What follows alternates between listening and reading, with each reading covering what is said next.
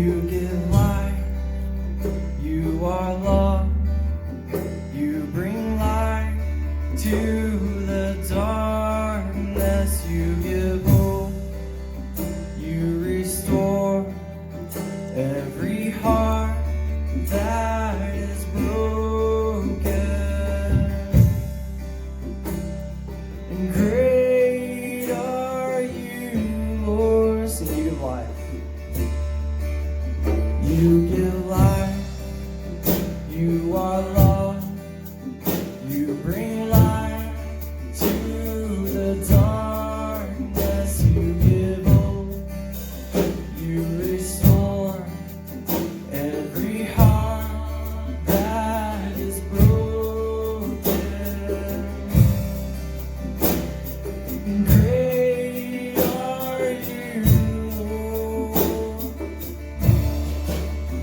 It's your breath in our lungs, so we pour out our praise, pour out our praise. It's your breath in our lungs, so we pour out our praise to you only.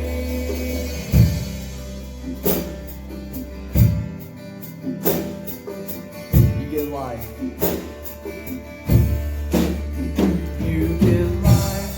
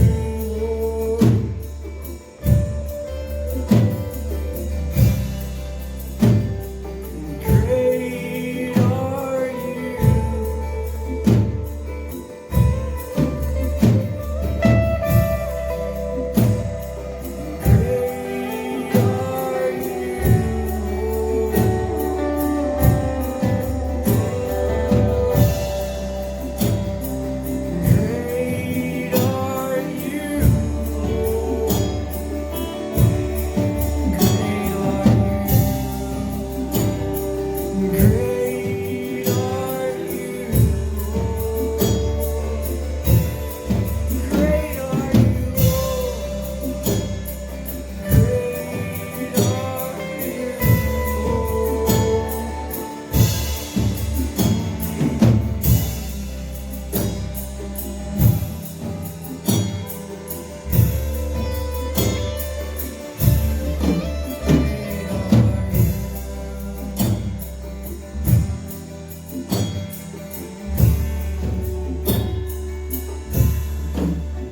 It's your breath in our lungs, so we pour out our praise. We pour out our praise. It's your breath in our lungs, so we pour out our praise to you only. God, as we come to you this morning from all over the state, all over the city, God, all over the world, that's what we're declaring. We're just declaring that you are so great, that your love is so infinite, God, that you are just mighty and worthy to be praised. God, we just pour our hearts out to you right now.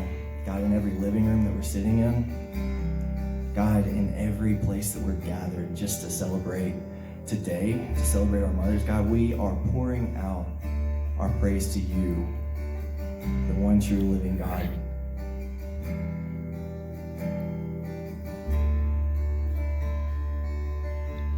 You're so worthy of all the praise we can bring. And everyone said, amen. Thank you so much for tuning in from wherever you are right now. We're so glad to have you as part of our family right now, just our extended family, wherever you are. We're so thankful that you're joining in, whether it's today, Sunday, maybe it's Monday, maybe it's Tuesday, but wherever you are, we just pray that God is with you and that God is bringing joy and peace to your situation. And we're so encouraged and thankful that He's going to speak to you and He's going to move in your life. So just be open to that and just receive that. Special shout out today. Today's Mother's Day. So make sure that any mother that's in your life, you just show them the utmost love and respect today and just make their day as special as you can, because, we wouldn't be here if it wasn't for them. So thank you for joining us here at Victory, and we look forward to seeing you guys soon. So this next song's named Vessels. It's something I wrote.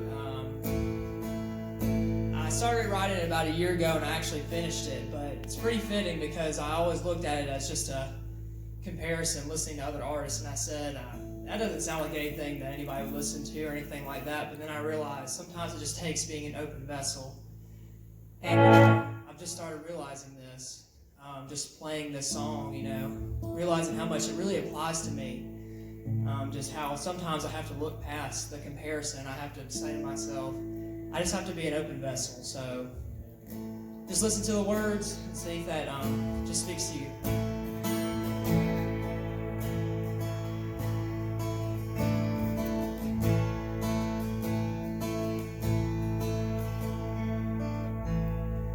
You met me in the middle of sin, told my stone heart to begin, to begin.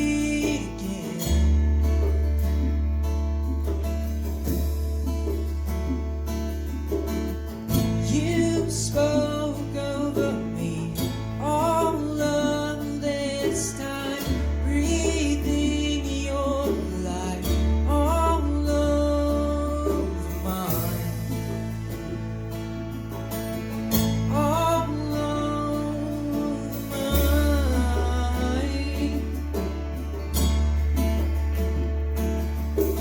Let my song be an anthem of your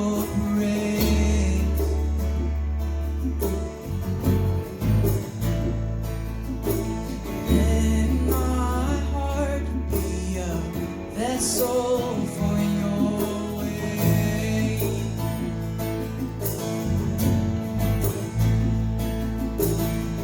You spoke over me all of this time, breathing your life all over mine, all over mine.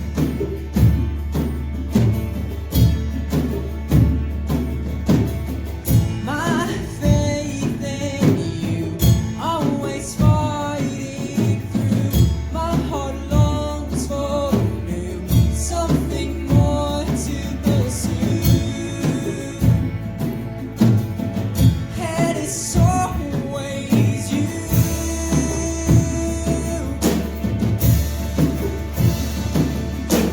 Let my song be an anthem of your praise.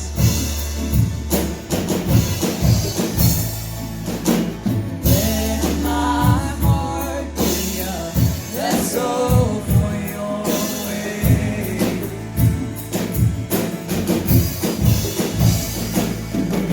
Let my song be an anthem of your praise.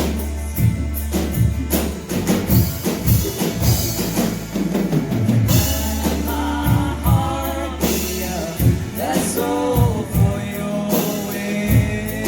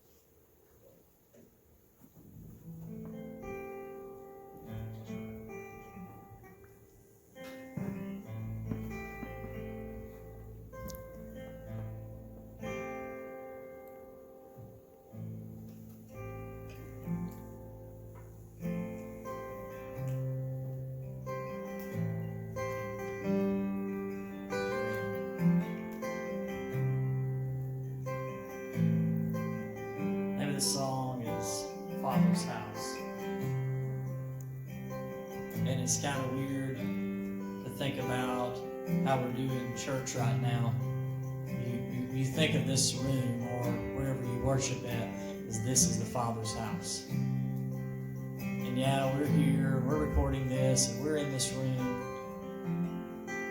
And you think, well, I'm not in the Father's house. It's so easy to think, I'm not in the Father's house right now because I'm not at church. I'm not inside the four walls of a church right now.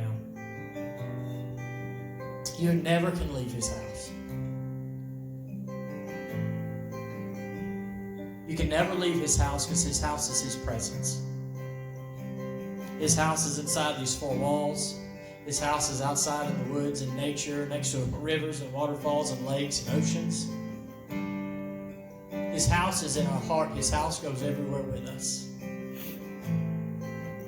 So when you're in His house, you're in His presence. And as this song is about to say, in His house, you're going to lay your burdens down. You're going to leave your shame at the door. Because your shame is not welcome in His house. See, not everything is welcome in the Father's house. Not everything can walk through the doors of the Father's house.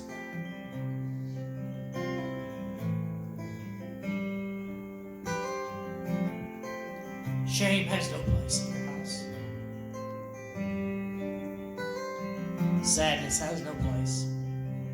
Guilt has no place. Condemnation has no place in His house. So let's make our house His house this morning. Wherever you're at this morning, whether you're worshiping this morning, wherever you're at, or this afternoon, or whenever it is. You don't have to be inside this church. You don't have to be inside a church. You are in the Father's house as He is in you.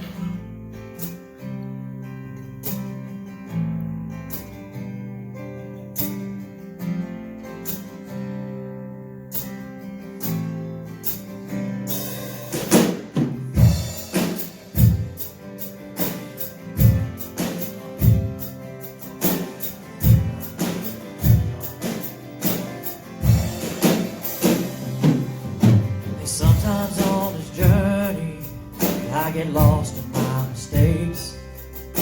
What looks to me like weakness isn't carrying any strength. My story isn't over, my story's just begun. 'Cause failure won't define me, 'cause that's what my Father does. So failure won't define me, 'cause that's what my Father does.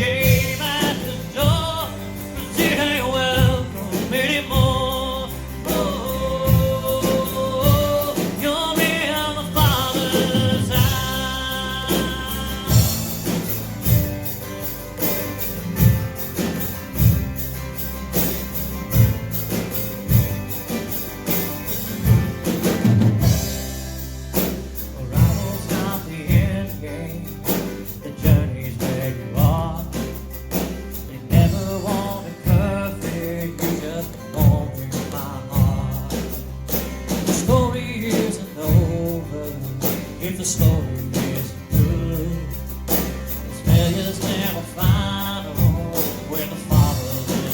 Sing that.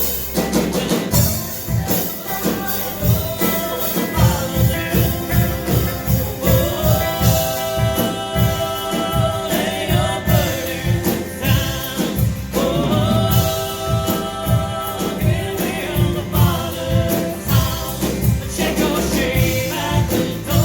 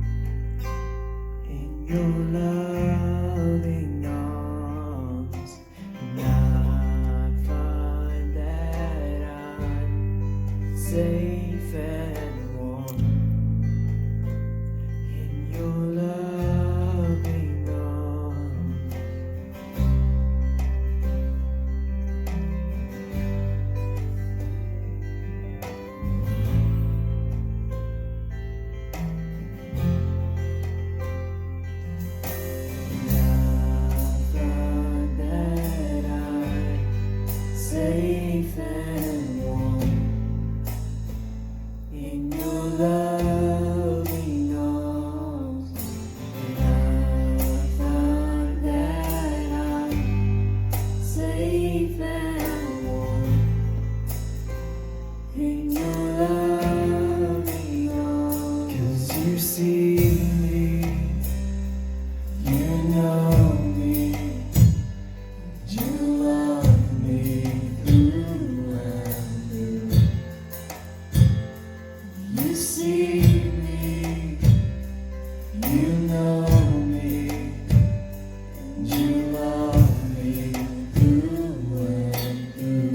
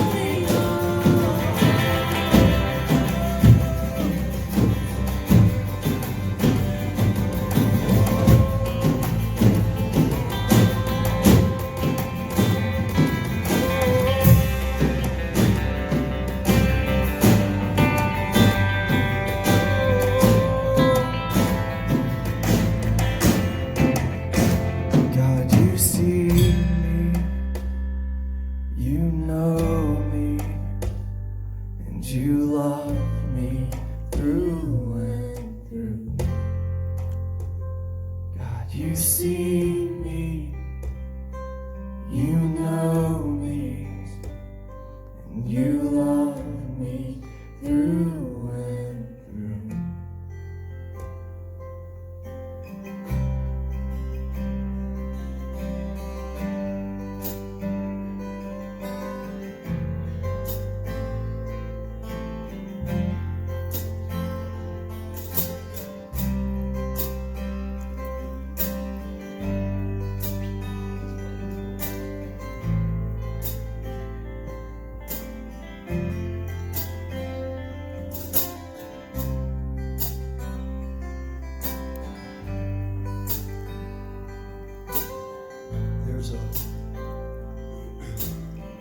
verse of Scripture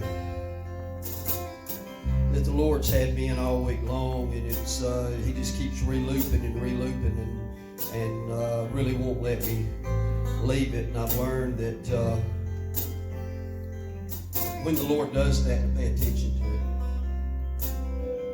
because He wants to plant it. He really wants to plant it in us. So don't be in such a hurry to move from this thing to the next thing. Let him resonate and go deep with these words. God's in the long path, the slow burn. And the scripture that He's had me in is in Lamentations 1:9, of all places. We spent a lot of time there, right, Tyler? The Lamentations of Jeremiah. And the verse says, I'm reading out of the NIV. It says, her filthiness clung to her skirts. She did not consider her future. Her fall was astounding. There was none to comfort her. And the part of that the Lord has been emphasizing to me is not the filthiness in her skirts. It gives you the visualization of, in that time and in that culture, of a woman, much like the woman with the issue of blood, that has a menstrual cycle that cannot be stopped, and it's staining her garments, which makes her unclean. It makes her unworthy to participate in what we're doing today, in approaching a rabbi or worshiping or being in the synagogue or the temple. It causes her to be unclean and unworthy. But the emphasis is not on that fact, but it's in the next part of this verse, where it says she did not consider her future. This is written by Jeremiah. I'm going to put this back here. This is written by Jeremiah, who was an Old Testament prophet. And he was writing this to the nation of Judah. And Judah, during this time period, was about to fall into the Babylonian captivity. It was pre-captivity, and then actually during the captivity was when he prophesied and ministered. And the weight of this verse, as I said, was not the fact that Judah was sinful, that Judah had messed up, that Judah had all these issues in their life. But the weight of the verse is what caused all of those issues. And that was the fact that they did not consider their future. They did not consider their destiny. They didn't consider who they were supposed to be. They didn't consider who they were as kingdom people. They didn't consider what their potential was as kingdom people. If you look at the story in Numbers 13 of the children of Israel at Kadesh Barnea, when they're making their first attempt or potential attempt to go into the promised land, we all know the story of the 12 spies. And the spies go into the land, and they see that it's a good land, and it's everything that God said it would be, but they also see that it was full of giants and fortified cities. And so they come back, and their report was that it's everything God said it was, but. And then they come in and they talk about the giants, and they talk about the fortified cities. They talk about the strength of the people. And then they talk about themselves, and they said, and we are as grasshoppers in their sight. And the folly in Israel was not that they incorrectly saw the land, because they totally correctly saw the land. They saw it for what it was, Sidney. They saw it for a land of plenteous of milk and honey, but they also saw it as a land that was full of the giants and the fortified cities. So they correctly saw that, but what they incorrectly saw was who they were.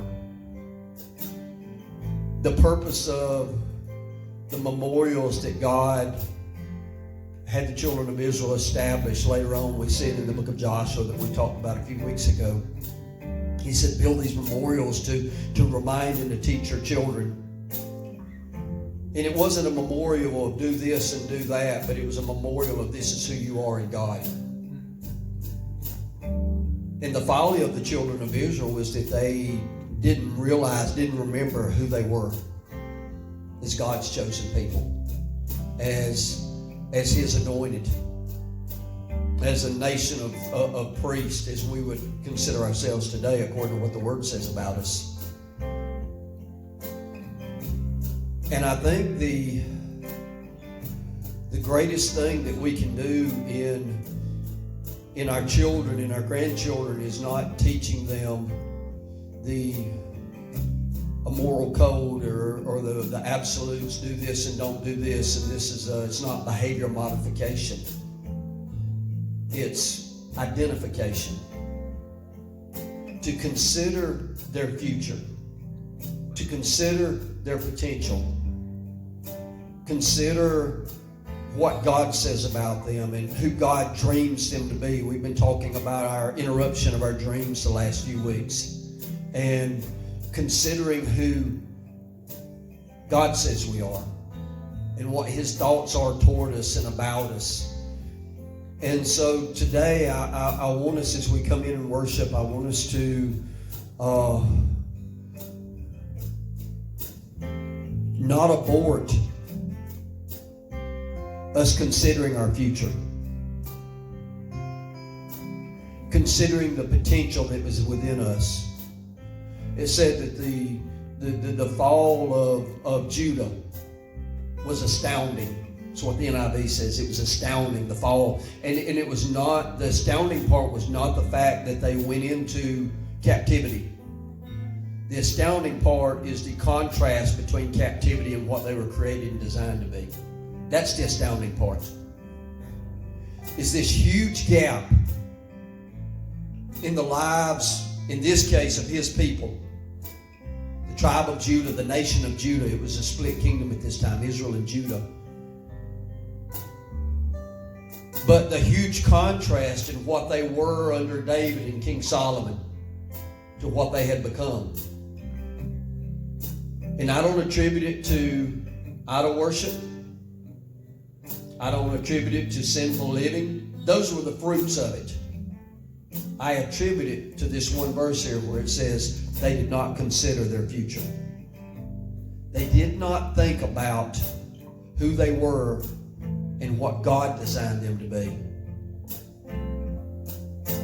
Who He created them to be, who He chose them to be, how He married Himself to them. That was His whole thing in coming out of Egypt was identification.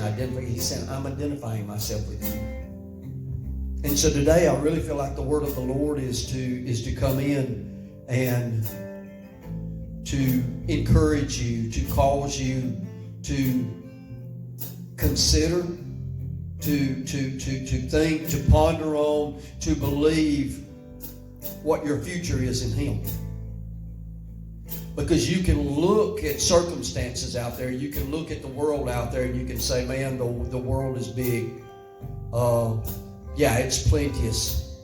But there are pitfalls everywhere. There are giants, if you will, everywhere. There are fortified cities, if you will, everywhere. Noah, earlier when you were introducing the song that you wrote, I absolutely loved it. It was so beautiful. But you were talking about comparison. And what we'll do is we'll come in, and I heard Joel Houston say this recently from Hillsong. He was kind of hit a wall a year or so ago before they did their last album, and he's like, man, everybody's writing worship music, everybody's touring, and everybody's doing events and all of this. What makes us any different? Why are we doing this? Of all the options out there, why are we doing this? And it was the comparison thing. And if we look at these potential, maybe I don't stack up to Elevation. Maybe I don't stack up to Hillsong. Maybe I don't stack up to this. Maybe I don't stack up to that. That causes you to forget to consider your future and who you are. You see what I'm saying in that? And that's what keeps you on a path of dreaming. That's what keeps you on a path of believing. That's what keeps you on a path of faith. That's what keeps you on a path of hope. It's not learned behavior. When I came up, it was about sin management, and if you do these things and don't do these things, and it was a list. If you do these things, and then if you don't do these things, then you're a good boy, and you'll eventually make it to heaven. But it was way, way short on who I was, on who I was to become, on my identity in Him. And so, Noah, if you'll continue to pursue that, if you'll continue to consider your future, His future for you, then it doesn't matter if you write one song or 1,000 songs. If you keep pressing in, who knows what God has for you? Who knows how He's going to use you? And so I want us to come into this place. I was not a good high school student. And it wasn't because I wasn't intelligent. Because when I was in middle school, I won all the awards. Math award, history award, social studies award. I mean, on the honors day, dude, I was like taking it to the bank. And then when I got in high school, something happened, Madeline. I forgot who I was. And I started being what all the other little redneck Yahoo boys that went to Haralson County High School were. And we were running around being just heathen hillbillies. And the folly was not the fact of my behavior that I was doing stuff I shouldn't have been doing. The folly was the fact that I was not developing the mind that God gave me. I was satisfied being an 88 student instead of a 98 student. And I did not develop this. That was the folly. Because I failed to consider His future for me. I failed to consider what He created me to be, what He designed me to be, the potential that was in me. And so today, man, I just really wanted, the Lord has had me on this, not about my high school jack-ups or anything like that, but about how do we look moving forward out of where we are today. And it's not doing the right thing. It's being the right thing. It's rightly seeing ourselves. Because if we do that, then we'll do the right thing. We don't have to worry about that. That's not the focus. That's the thing that gets caught up in the backwash, if you will, that comes in behind it. The drafting. You know, you get behind when a transfer truck goes by and it's got all of this motion and all this momentum. And then all of a sudden you get all this back wind that comes in behind it. I don't know the proper terminology, but y'all know what I'm talking about. And it just, it carries you with it. Good deeds, good works will be that will carry with it. You don't have to worry about idol worshiping, Judah. You don't have to worry about falling into that, Solomon, as long as you never stop believing and never stop seeing and never stop dreaming or pondering your future. The future that God has for you. The future that God has for you. So, man, I just want to lay that on you guys today, because God's had me so heavy in that this week.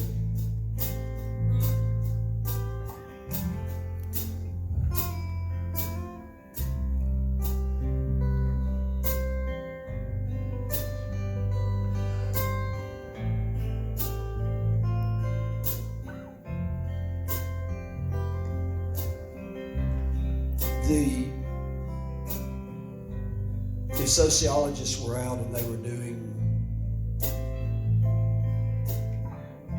surveys or questions on what are the great questions in life. I think probably the biggest two would be that people would want to know is, who am I and what's my divine purpose? I mean, if you just went out there and did a survey of the world, who am I and what is my divine purpose? What's my destiny would be one way of saying it. What's my purpose in life? And in a sense, that's what we're talking about today. She failed to consider her future. She failed to consider what she was supposed to be.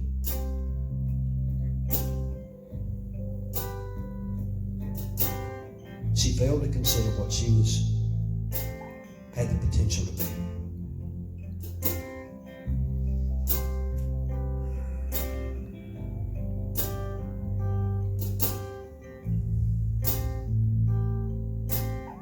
Just let that weigh on you. Let that soak on you.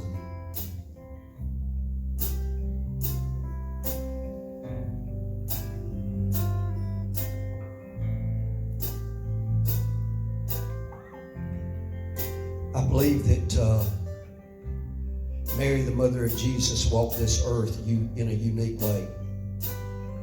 Not just the 9 months that she carried Jesus in her womb, but I believe she walked this earth in a very, very unique way. And it's because she considered who she was. Her total identity changed. She went from being a good little Jewish girl that had a great lineage. You look at her lineage, she had a tremendous lineage. But she went from being just a sweet, innocent, good little young girl that was betrothed to marry a solid guy and live a normal life, worshiping Yahweh, to all of a sudden now you're carrying the Messiah. Now you're mothering the Messiah. If we want to get down to it, you're changing the diapers of the Messiah. Can you wrap your head around that? That I'm changing God's diaper. I know people are like, that's blasphemous, brother. That's reality. Jesus was a 1-year-old baby that had poopy diapers. And she walked through life, I believe, with such a different way of carrying herself than everybody around her, because she considered what she weighed, what her future was. And the fact that I'm always going to be Jesus' mother. And I'm always going to be caring for him in the physical. And it changed the whole dynamic of who she was. And I believe if you'll let the weight of that, they considered not their future, if you'll let the weight of that, and it's a good weight, it's not a bad weight, if you'll let the weight of that rest on you, then it'll totally change your approach to life. Yeah, your behavior modification will be great. It'll keep you from doing some really jacked up stuff, but it will cause you to believe and to dream and to press into places that perhaps you would have not pressed into. And if you do that, you'll be amazed at what God will do to you, in you, through you. It'll blow your mind. It'll be such abundant. Jesus promised them abundant life. It'll be such abundant life that it'll be the eyes not seen and ears not heard. We always think eyes not seen and ears not heard is signs and wonders and, crazy, flashes of lightning and all of that stuff. But you know what it'll be? It'll be a people that are walking in such a fullness of presence of him. It'll be generations. It'll be generations that are walking in such a place of considering and knowing who they are. Because he says we're a nation of priests and a nation of kings. And if I know and I remember that I'm a priest and a king, you know what? It changes the way I walk this life out. It changes how I view myself. It changes the way I act and interact with people. It changes the way I view others. When I consider the way he thinks about me and the way that he speaks and declares over me. So, Salah, let that rest on you.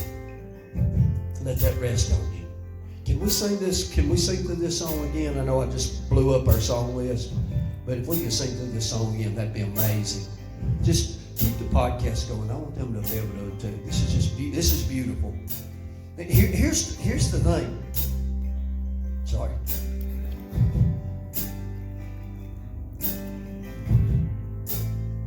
This song, through and through, it says, I find that I'm safe and warm in your loving arms. You see me, you know me, you love me through and through. Your dreams are safe with Him. Your future is safe with Him. Because in reality, the dreams that you have, they're His dreams to start with. He just put them in you. Last week we talked about it was a thought before it was an action. And so before that dream ever started in you, all those wonderful, amazing, that it's like, oh my gosh, that's really out there and all that, and I don't dare to believe that. Dare to believe it, because it's His dream to start with. It's His dream to start with. And they're safe in Him. That your future's safe in Him. Your future's safe in Him. He holds it. It's safe and warm. I like that. It's safe and warm. Safe and warm. So man, I just so dig that. Let's just sing that. Let's declare that, all right?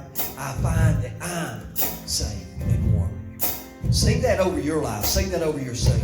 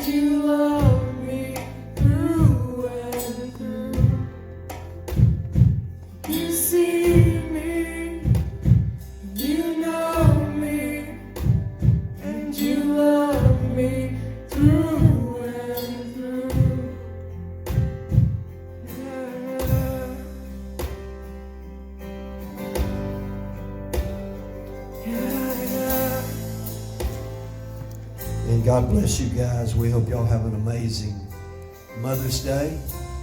If you're listening to this after the fact, 2021, 2022, God's message does not change. It does not have an expiration date. His heart for you remains the same. His love for you remains the same. So man, just receive it. Say yes to His yes.